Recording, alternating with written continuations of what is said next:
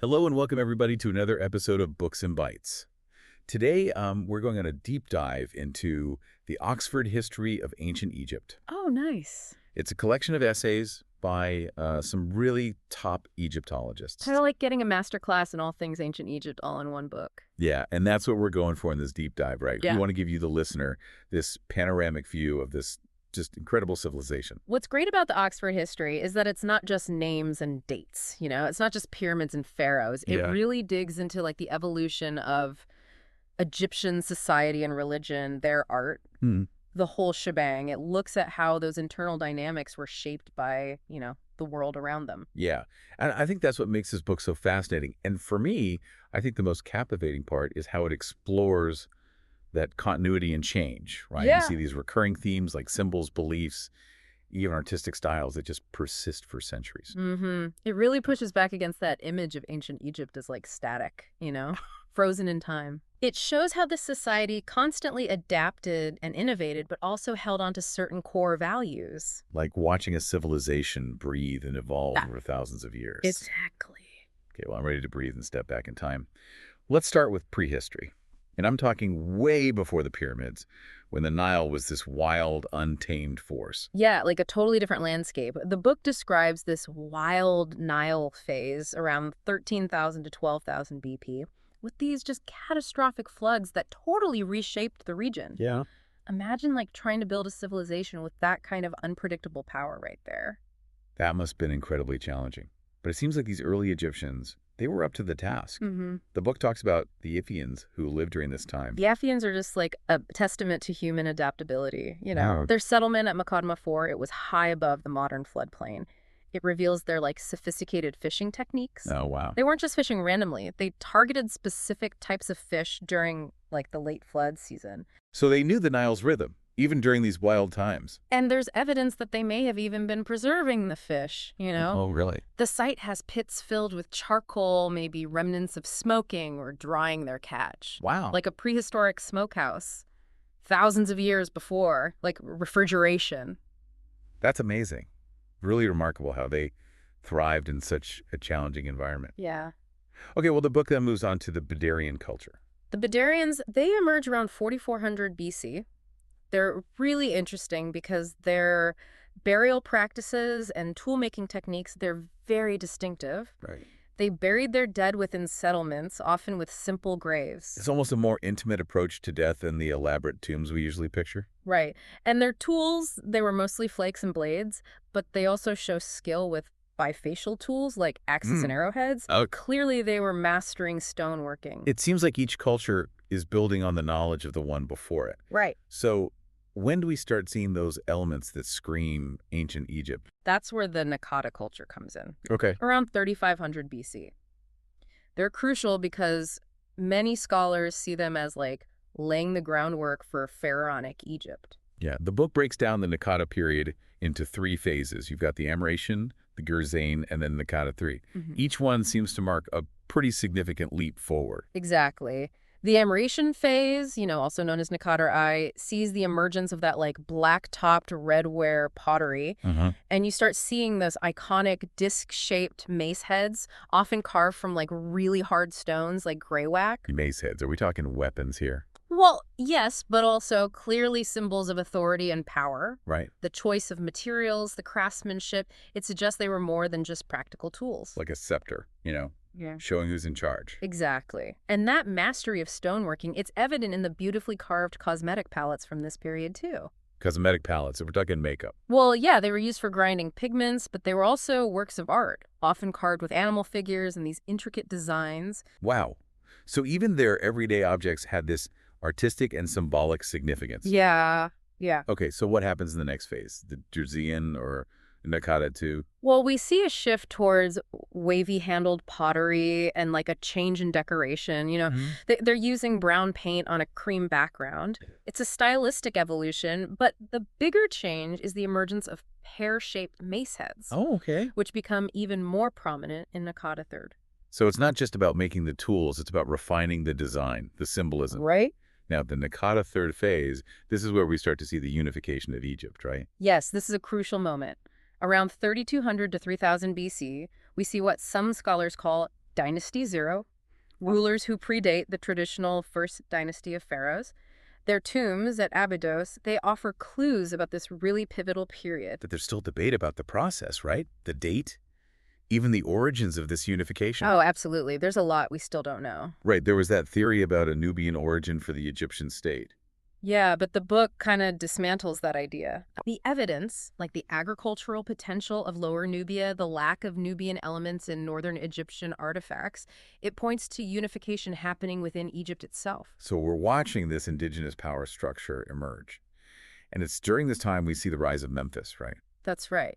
Now, the earliest layers of Memphis that we've actually been able to excavate, they're from the first intermediate period. Okay. But the presence of tombs from the first dynasty onwards suggests that it was founded around the time of unification. Speaking of tombs, what's the story with these boat burials found near King Jir's funerary enclosure at Abydos? Oh, these are so intriguing. Picture giant pits containing the wooden hulls of boats, Wow. some of them over 20 meters long, all covered with mud bricks. The pottery suggests they're early dynastic, Okay. but whether they're first or second dynasty, it's unclear. Uh-huh. Their purpose is still being researched, so it adds this layer of mystery to this already fascinating period. Ancient Egypt, always keeping us guessing. And of course, we can't forget about the emergence of hieroglyphs during this time. Right. Hieroglyphs, that iconic script of ancient Egypt. They seem to appear very closely tied to royal power, Okay. used to identify kings and their accomplishments and to decorate royal monuments like, the Narmer Palace. The Narmer palette. That's practically a textbook example of early Egyptian art. It really is. It shows King Narmer wearing the crowns of both Upper and Lower Egypt, symbolizing his unification of the two lands. Mm-hmm. And it features some of the earliest examples of hieroglyphs used to identify figures and places. So writing was a tool of power, Absolutely. used to commemorate and legitimize the king's rule. What other kinds of writing sources do we have from this period? Well, we have royal annals, which are like lists of kings and their deeds, Oh. often inscribed on temple walls. There are also daybooks, records of daily events at the royal court, offerings, ceremonies, even like weather observations. It's amazing that these, seemingly mundane records survive. Yeah, right. To give us these insights into the lives of those early rulers. Really incredible. But perhaps the most important source for this period is the Palermo stone. Okay. It's a fragment of a 5th dynasty basalt stele with royal annals going all the way back to the earliest rulers. Wow. Essential for piecing together the chronology of this era. It's like having this fragmented journal from the dawn of Egyptian civilization. Yeah, it must be so tantalizing for scholars trying to decipher it. It really must. But even with just the fragments we have, we can see the foundations of the Egyptian state being laid, right? The unification, the powerful king, the new capital, the development of a writing system. Absolutely. It's really like watching a civilization being born. It is. Okay, I'm hooked. Yeah. Before we move on, can you tell our listener why this book, why the Oxford History is so special compared to other books on ancient Egypt? A lot of books on ancient Egypt focus on the big picture, right? Mm-hmm. The pharaohs, the monuments, the battles. But this book, it digs deeper. It weaves together the political narrative with the evolution of society, culture, religion, even like their interactions with the outside world. Yeah. So you get a much more nuanced and I think comprehensive view. It's not just about the highlights. Right? It's about understanding the forces that shape those highlights. Exactly. And what really struck me is how the book highlights the cyclical nature of Egyptian history. Oh, yeah. You see these periods of unity and strength, followed by fragmentation and decline, then resurgence and reunification. This pattern just repeats itself throughout the book. It shows that history isn't just a straight line. No. It's this complex dance of progress and setbacks. Yeah, and what's interesting is that even during these periods of change, certain core elements of Egyptian culture remain remarkably consistent. Like what? Their beliefs about the afterlife, their reverence for certain gods, their artistic motifs. Mhm. These elements, they weave this thread of continuity through the entire tapestry of Egyptian history. It's like this cultural DNA that survives even when the political landscape is in turmoil.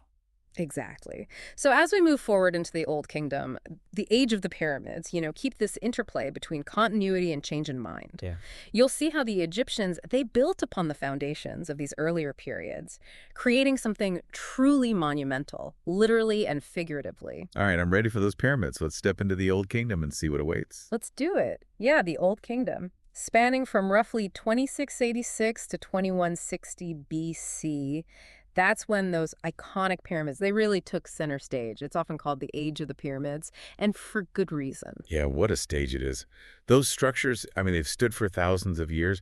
What's most significant about them to you? Well, it's their architectural innovation, of course, but also what they tell us about the pharaoh's power and ambition. Right. The book highlights King Djoser's step pyramid at Saqqara as like a real turning point. Yeah. It's the first monumental stone structure in Egypt, like a bold statement that set the precedent for all the pyramid building that followed. It's not your typical smooth-sided pyramid, though, is it? Yeah. More like a staircase to the heavens. Exactly. It's a six-stepped structure, almost like a series of mastabas stacked on top of each other. Oh, okay. So those rectangular, flat-roof tombs that were common in earlier periods, it's this really fascinating blend of old and new. So Djoser was pushing the boundaries, showing what was possible with stone on this massive scale.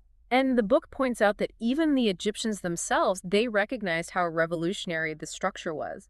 It marked a clear departure from their previous building practices. So he was making a statement. Oh, yeah, a testament to his power and innovation. And then comes Sneferu, a pharaoh who was, like, obsessed with building pyramids. Sniffer, he was a prolific builder, Yeah. experimenting with different architectural forms. The bent pyramid at Dashur is a great example. Yeah, the Ben pyramid. It starts with a really steep angle and then abruptly shifts to a shallower one. Huh. Why do you think they changed the angle like that? Well, there's a lot of debate, Yeah. but a lot of scholars believe it was due to structural concerns. Okay. Maybe the original angle was too steep and they had to adjust it to prevent collapse. I mean, better to have a slightly bent pyramid than a pile of rubble. True. It's a testament to their problem-solving skills, Yeah. for sure. And Sneferu's successors, like Khufu, they kind of took those lessons to heart and created the Great Pyramid of Giza, one of the 7 wonders of the ancient world. The Great Pyramid, it's just mind-boggling in its scale and complexity. Yeah. It's not just about the size, the internal structure, the chambers, the passageways, all meticulously planned and engineered. It really shows the incredible skill and organization of Old Kingdom society. It really is a marvel of engineering. But what about King Shepseskef, who broke with tradition and built a mastaba instead of a pyramid?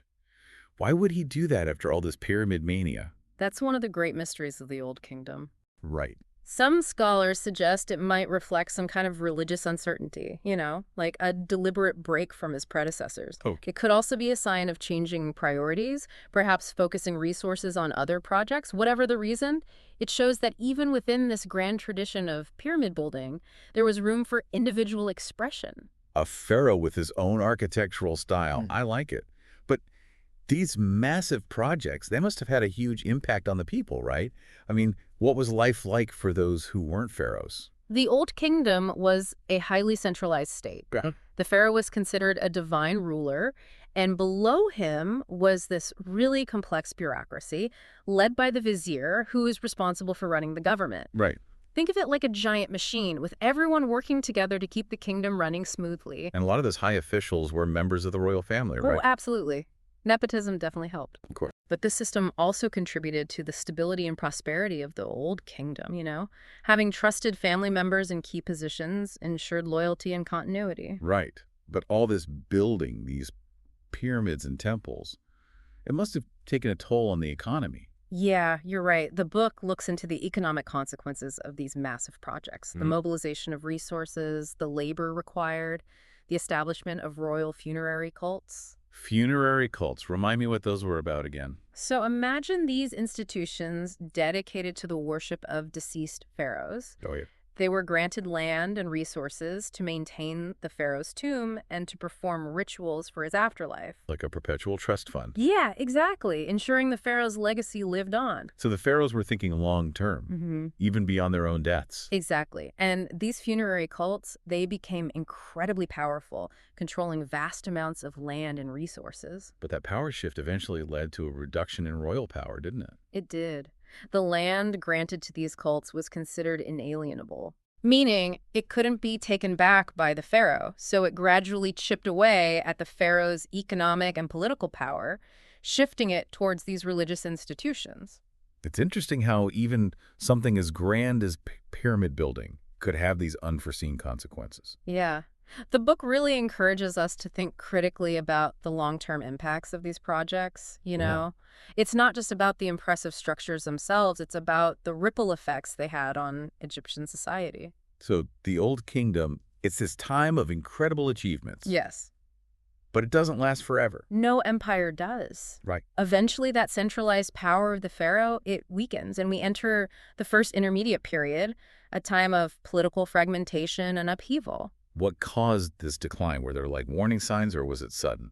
The book presents it as kind of like a confluence of factors. There were internal power struggles within the royal family, economic pressures from, those massive building projects, Yeah. and perhaps even environmental changes that disrupted agriculture. It's often a combination of those internal and external pressures Right. that lead to the downfall of empires. Yeah, absolutely. And the book talks about this rivalry between Heracleopolis in the north and Thebes in the south. This becomes a central conflict during the first intermediate period. Okay. The Heracleopolitan dynasty, they claimed the throne of Egypt, and they clashed with the rising power of the Theban rulers. So it's a period of instability and uncertainty, with different factions vying for control. A nation divided against itself. What impact did this fragmentation have on Egyptian society as a whole? Well, it was a turbulent time, marked by political instability and conflict. But it was also a time of cultural change. Okay. The book highlights shifts in material culture, especially pottery, reflecting technological advancements like the potter's wheel. So even in times of chaos, there's innovation happening. Always. Pottery, what makes it such a good indicator of these changes? Pottery is more than just pots and plates, right? Right. It's a reflection of technological innovation and changing tastes. The introduction of the potter's wheel led to more complex and elaborate vessel forms. Okay. So it's a really tangible way to see how society is adapting and evolving, even in the midst of political turmoil. It's fascinating how these everyday objects can tell us so much about a civilization. I know, it's amazing. The book also uses the example of the nomarch Ankhtifi to illustrate this period. Yeah, Ankhtifi was a ruler of the 3rd and 2nd Upper Egyptian nomes. Okay. And his autobiographical inscription is this really valuable window into the era. Oh, wow. He describes the challenges of maintaining order and providing for his people during a time of such political instability. Right. He talks about protecting his people from famine, ensuring justice was served, even repelling invaders. Sounds like a real leader. Yeah. Stepping up to fill the void left by the weakened central authority. He definitely embodies that spirit of resilience and adaptation that characterizes the first intermediate period, It's a reminder that even in times of crisis, there are individuals who rise to the occasion and try to make things better for their communities. So the first intermediate period, it's this time of division and upheaval, but also a time of adaptation and innovation. Yeah. And eventually, as the book shows, Egypt is reunified once more. Yes, the pendulum swings back toward unity. The first intermediate period gives way to the Middle Kingdom, a period marked by the resurgence of centralized power and this cultural renaissance. Okay, I'm ready for this comeback story. But before we go there, let me ask our listener, what's resonating with you so far? What surprises you about this journey through ancient Egypt? What are you eager to learn more about? Oh, it is a comeback story, and a fascinating one for sure. So who was the hero of this story? Who managed to pull Egypt back from the brink? Well, that would be Mentuhotep II. Okay. He was a Theban ruler who emerged victorious from that conflict with Heracleopolis. Okay. His reign, around 2055 BC, marks the beginning of the Middle Kingdom. It's a period often referred to as a golden age, like a renaissance. A renaissance. That sounds promising. What makes this period so special? Well, think about what Egypt had just gone through, right? Centuries of political fragmentation, internal strife, economic challenges. Yeah. The Middle Kingdom represents a return to stability, a resurgence of central authority, a flourishing of art and literature, and a renewed focus on expansion and trade. It's like they hit the reset button Yeah. and emerged stronger than before. Exactly. And Mentuhotep II, he plays a key role in this transformation. The book talks about his self-deification, Okay. how he really actively promoted his divine status. But wasn't the pharaoh always considered a god? Yeah, but Mentuhotep II took it a step further, He really emphasized his connection to the divine, even changing his Horus name Oh, wow. to Semitawi, meaning the one who unites the two lands. That's a powerful statement. Absolutely. Way to legitimize his rule and really solidify his legacy as the unifier of Egypt. Yeah, like a strategic rebranding campaign. Right. So he sets the stage, and then comes Amenemhat, the founder of the 12th dynasty. What was his claim to fame? Amenemhat, he was a shrewd ruler who really focused on consolidating power. Okay. He established a new capital at Ichtawi near modern-day Lisht, and he initiated military campaigns against the Near East. Hmm. And here's where it gets interesting. The book suggests he might have been inspired by a prophecy. A prophecy. Okay, I'm intrigued. Tell me more. It's called the Prophecy of Neferti. Okay. It describes a time of chaos and turmoil, predicting the arrival of a strong ruler who would restore order and prosperity to Egypt. Sounds familiar. Right, it's a classic trope. And it seems that Amenemhat, I really used this prophecy to his advantage, framing himself as that destined savior. So he was fulfilling prophecy. Very clever. Huh. But he was also all about security. Okay. He built a defensive structure called the Walls of the Ruler, designed to protect Egypt from foreign incursions. Interesting. And this signals a more assertive foreign policy, a move away from that inward focus of the first intermediate period. Right. Stability, military strength, a new capital. It's definitely shaping up to be a renaissance. It really is. Huh. What about Senusret, his successor? Did he continue this trend? Senusret, I was all about expansion. Okay. He pushed south into Nubia, establishing the fortress of Buhen as Egypt's southern border. Wow. This marked a significant change in their territorial control. Yeah. It really shows their determination to secure that southern frontier. So they were solidifying their power both internally and externally. And speaking of perspectives, the book mentions something about these personal letters from this period. Oh, yeah. The letters of Hekanasti. The letters of Hekanakti. These letters were written by a wealthy farmer, and they give us this fascinating glimpse into daily life during the Middle Kingdom. Yeah. They talk about family dynamics, crops, even hinting at potential famine during Hekanakti's later years. It humanizes these ancient Egyptians, Right. reminding us that they weren't just like figures in a history book. Yeah. They were real people dealing with the same worries and concerns we face today. Exactly. It reminds us that history is more than just these grand narratives of kings and queens. It's also about the lives of ordinary people, you know? Yeah. Their struggles, their triumphs, their everyday experiences. And these letters, they weren't intended for posterity, right? It's like we're getting this accidental glimpse into their lives. Totally. They weren't writing for us, they were writing for each other. Yeah. And that's what makes them so valuable. They offer this unfiltered, personal perspective on what life was actually like in the Middle Kingdom. Okay, so the Middle Kingdom is this time of resurgence and prosperity. Yes. But as we know, no golden age lasts forever. Right. Eventually, the book takes us into the second intermediate period, Yeah. another time in division. Sadly, the cycle continues. The second intermediate period, roughly from 1650 to 1550 BC, sees Egypt once again divided, this time with the rise of the Hyksos in the north.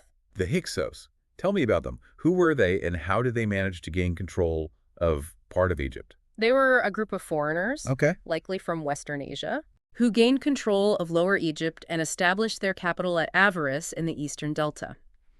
Their origins and the circumstances of their rise to power are still debated, Yeah. but their presence in Egypt marks a significant shift in the political landscape. So they were outsiders who ruled part of Egypt. It must have been a shock to the system.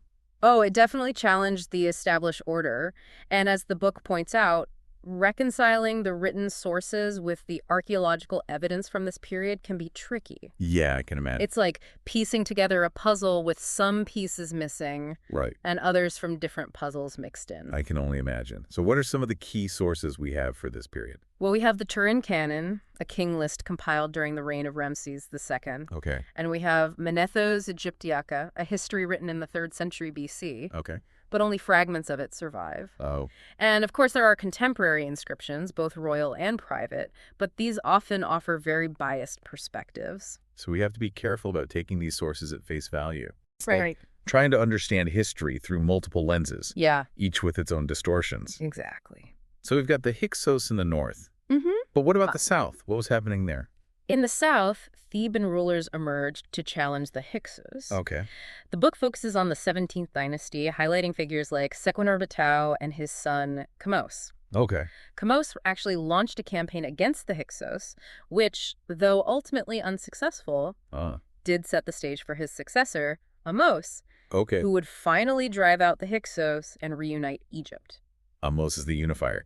He sounds like a really key figure in Egyptian history. He absolutely is. Ahmose reign marks the beginning of the New Kingdom, Oh, a period of renewed power and expansion for Egypt. it sounds great. It was. He not only expelled the Hyksos, but also pushed south into Nubia, reestablishing Egyptian control over those regions. So, a new kingdom, a reunited Egypt, a time of expansion. It really feels like a new chapter, like a fresh start. It does. And the New Kingdom, it's known for some of the most famous pharaohs, right? Yeah. Thutmose III, Amenhotep III, Akhenaten, Tutankhamun, Ramesses II. Those are some big names. Big names. And the book delves into their reigns, exploring their achievements, their conflicts, and the cultural changes that shaped their times. Thutmose III was the military mastermind, right? Yeah. One who expanded the empire into the Levant. Exactly. He led successful campaigns into Syria and Palestine, even clashing with the mighty kingdom of Mitanni. Wow. He was a brilliant military strategist, and his victories brought back vast amounts of wealth and resources,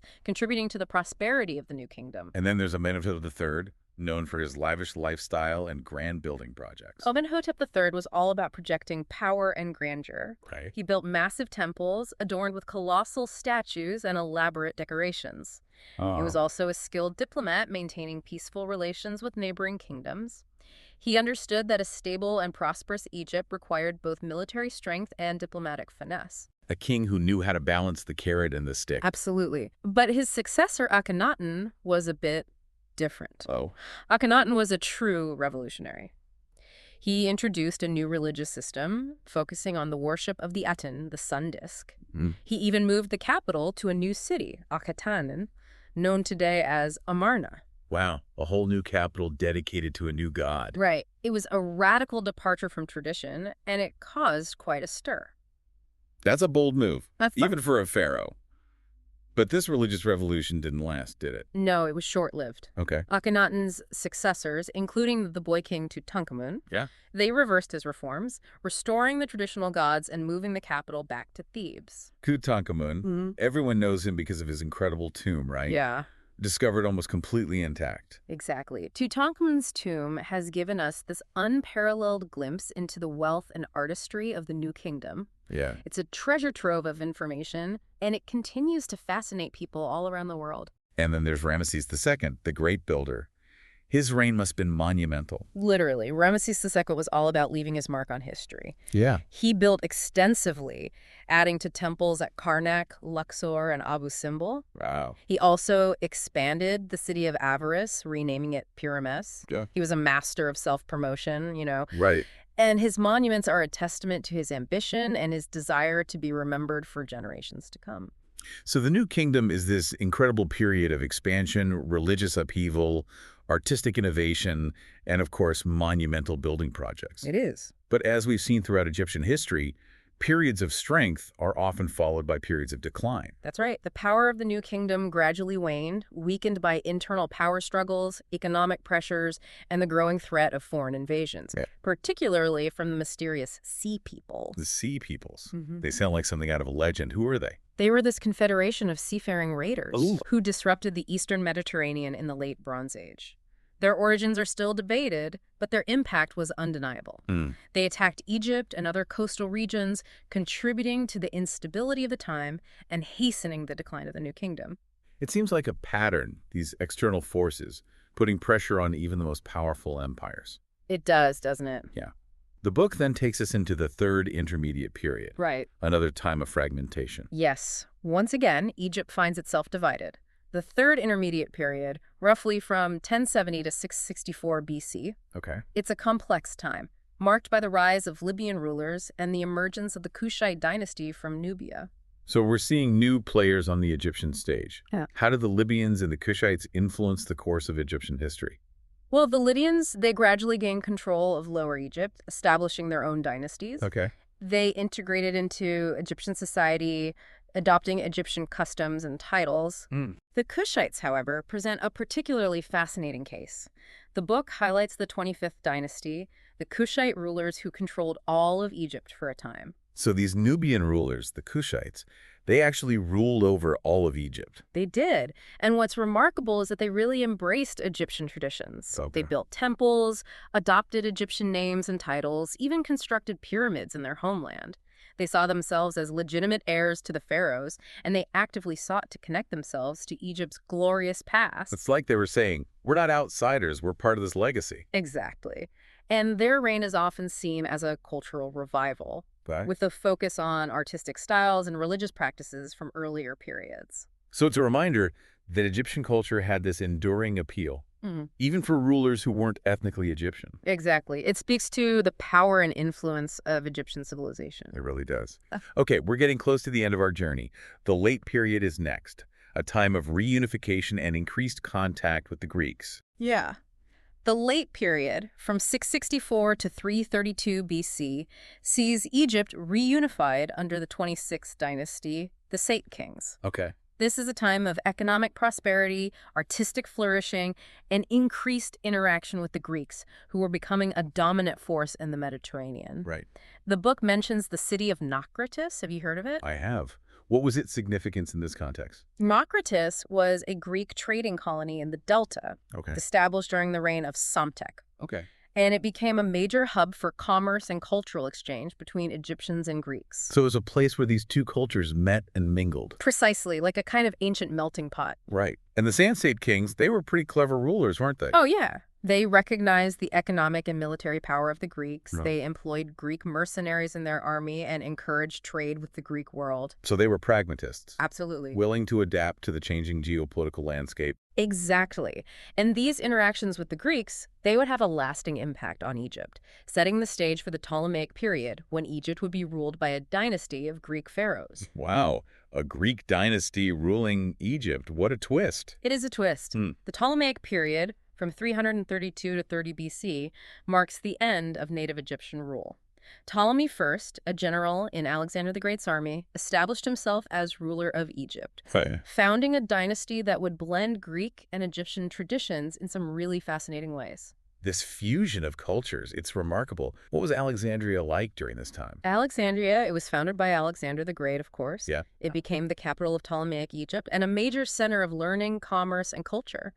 A truly cosmopolitan city, home to people from all over the Mediterranean world. Wow. The famous Library of Alexandria was established during this time, a repository of knowledge from across the ancient world, making Alexandria this real intellectual hub.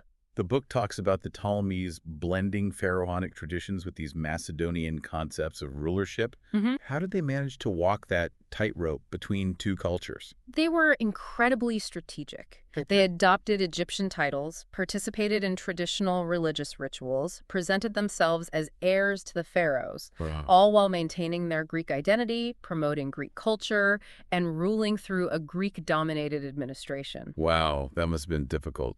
It was a delicate balancing act. It wasn't always smooth sailing, Yeah, but they managed to hold on to power for centuries. a testament to their political savvy.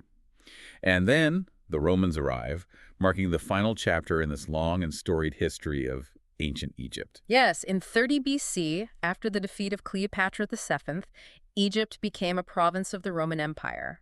This marked a significant shift, as Egypt was now ruled by these distant emperors. But even under Roman rule, the book emphasizes that Egyptian culture persisted. That's right. Traditional religious practices continued alongside Roman cults, Right. and Egyptians continued to produce their distinctive art and crafts, blending pharaonic motifs with Roman styles. So even under foreign rule, the spirit of ancient Egypt endured. It did. What a journey it's been. From prehistoric settlements along the Nile to the grandeur of the pyramids, from times of unity and prosperity to periods of fragmentation and foreign rule, we've really seen the ebb and flow of this incredible civilization. The Oxford history, it does such a brilliant job of capturing this complexity, this constant interplay between continuity and change. Yeah. It shows us that ancient Egypt wasn't a monolithic entity frozen in time. It was a dynamic society that adapted, innovated, and persevered for thousands of years. It leaves me with a sense of awe at the resilience and creativity of the ancient Egyptians. And I think that's the perfect note to end on, Yeah. a sense of awe and a desire to learn more. After all, the study of ancient Egypt is a journey of discovery that never truly ends. Thanks for joining us on this deep dive into the Oxford history of ancient Egypt. We hope it's inspired you to explore this fascinating civilization further. Until next time, keep learning.